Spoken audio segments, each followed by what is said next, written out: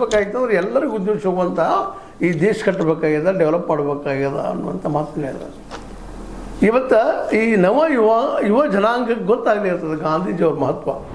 ಯಾಕೆ ಅವ್ರು ಗಾಂಧೀಜಿಯವರು ಗ್ರಾಮೀಣ ಉದ್ಯೋಗಗಳನ್ನ ಸ್ವಸಹಾಯದ ಮತ್ತೆ ಬೇರೆ ಮಾಡ್ತಿಲ್ಲ ಇವತ್ತು. ಅದಲ್ಲ, ಗ್ರಾಮೋದ್ಯೋಗಗಳ ಜೊತೆಗೆ ಸ್ವರಾಜ್ಯ, ಆ ಸ್ವರಾಜ್ಯ ತಾವು ಕಟ್ಟುವಂಥ, ತಮ್ಮ ವ್ಯವಸ್ಥೆ ತಾವು ಮಾಡುವಂಥ ಗಾಂಧೀಜಿಯವ್ರು ಬಯಸ್ತಾ ಇದ್ದಾರೆ. ಅದನ್ನು ನಾವು ಮಾಡಲಿಲ್ಲ ಅನ್ನೋದು ಇವತ್ತು ಮನವರಿಕೆ ಆಗಿರುತ್ತೆ. ಅದಕ್ಕೆ ನಾವು ಅಂತ ಹೋರಾಟ ಮಾಡ್ತಾ ಇದ್ವಿ. ಇವತ್ತು ಎಲ್ಲರಿಗೂ ಉದ್ಯೋಗ ಸಿಗುವಂಥ, ಎಲ್ಲರೂ ಬದುಕುವಂಥ ವ್ಯವಸ್ಥೆ ತರಬೇಕಾಗಿದೆ. ಅದನ್ನು ಮಾಡ್ತೀವಿ, ಮಾಡಲಿಕ್ಕೆ ಹೊರಟಿದ್ದೀವಿ, ನಮಗೆಲ್ಲ ಸಹಕಾರ ಮಾಡ್ರಿ ಅಂತಾರೆ. ಇಡೀ ದೇಶ ತುಂಬ ಹೋಗ್ತಾ ಇದ್ದಾರೆ ಇವರೆಲ್ಲ. CJP ಎಲ್ಲ ವೆಲ್ ಎಜುಕೇಟೆಡ್.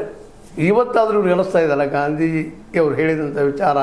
ಅದು ಎಲ್ಲರಿಗೂ ಉದ್ಯೋಗ ಸಿಗುವಂಥ ಒಂದು ವ್ಯವಸ್ಥೆಯನ್ನು ಮಾಡ್ಕೋಬೇಕಂತೇಳಿ ಇವತ್ತು ಹೊಡೆದು ಬಿದ್ದದೆ. ಎಲ್ಲರಿಗೂ ಉದ್ಯೋಗ ಇಲ್ಲ ಈ ದೇಶದಲ್ಲೇ, ಮುಂದೆ ಗುರಿ ಕಾಣ್ತಾ ಇಲ್ಲ, ಏನೂ ಕಾಣ್ತಾ ಇಲ್ಲ. ಇಂಥ ಪ್ರಸಂಗದಲ್ಲಿ ಒಂದು ನಮ್ಮ ಕನ್ನಡದ ಪ್ರಸಿದ್ಧ ಪತ್ರಿಕೆ ಪ್ರಜಾವಾಣಿಗೆ ಇಂಟರ್ವ್ಯೂ ಕೊಟ್ಟು ತಮ್ಮ ಮನದ ಮಾತನ್ನು ಮಾತಾಡಿದ್ದಾರೆ.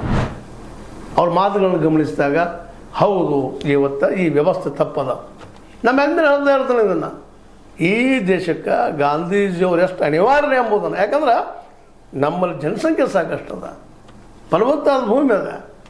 ಆ ಭೂಮಿಯಲ್ಲಿ ಹುಟ್ಟಾಕಿ ಅದನ್ನು ಬರ್ತಿರೋ ಬೆಳೆಗಳಿಂದ ಲಾಭ ಮಾಡ್ಕೊಳ್ಳೋಂಥ ವ್ಯವಸ್ಥೆ ಮಾಡ್ಕೋಬೇಕಾಗಿದೆ. ನೋಡಿರಿ ಇವತ್ತು ಸಕ್ರೆ ವಿಷಯದಲ್ಲಿ ಯಾವ ಲಾಭ ಮಾಡ್ಕೊಂಡು ಹೇಳ್ರಿ, ರೈತಗೂ ಇಲ್ಲ, ತಿನ್ನೋವು ಇಲ್ಲ. ರೈತ ಕಬ್ಬಿನಿಂದ ಬೆಲೆ ಬರಲಿಲ್ಲ, ತಿನ್ನೋವು ಸಕ್ಕರೆ ಸಿಗ್ತಾ ಇಲ್ಲ. ಇವತ್ತು 80-90 ರೂಪಾಯಿ KG ಆಗ್ತದೆ. ಯಾರು ಹೊಡೆದ್ರು? ಇದೇ ದುಷ್ಟ ವ್ಯವಸ್ಥೆ, ಇದು ಹೋಗ್ಬೇಕಾಗಿದೆ. ಇದಕ್ಕೆ ಇವತ್ತು ಎದ್ದು ನಿಂತಿದ್ದಾರೆ CJP ಅವರು, ಇನ್ನುಳಿದವರು ಎಲ್ಲರೂ, CJP ಮತ್ತು ಜಿಂಜಿಗಳು.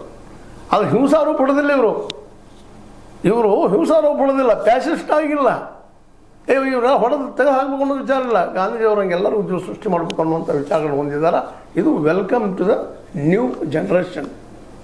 ಹೊಸ ಜನಾಂಗ ಒಂದು ವಿಚಾರ ಮಾಡ್ತಾ ಇದ್ದಾರೆ. ಹೌದು ಪಾಯ್ತಂದು ಏನೂ ಇಲ್ಲ, ನಮಗೇನು ಸಿಗ್ಲಿಕ್ಕೆ ಸಾಧ್ಯ ಇಲ್ಲ, ಉದ್ಯೋಗ ಸೃಷ್ಟಿ ಆಗಲಿಕ್ಕೆ ಸಾಧ್ಯ ಇಲ್ಲ. ಯಾಕೆ ಸಾಧ್ಯ ಇಲ್ಲಪ್ಪ ಅಂದ್ರೆ ಸೃಷ್ಟಿ ಮಾಡೋಕ್ಕೆ ಎಲ್ಲರೂ ಇಲ್ಲ.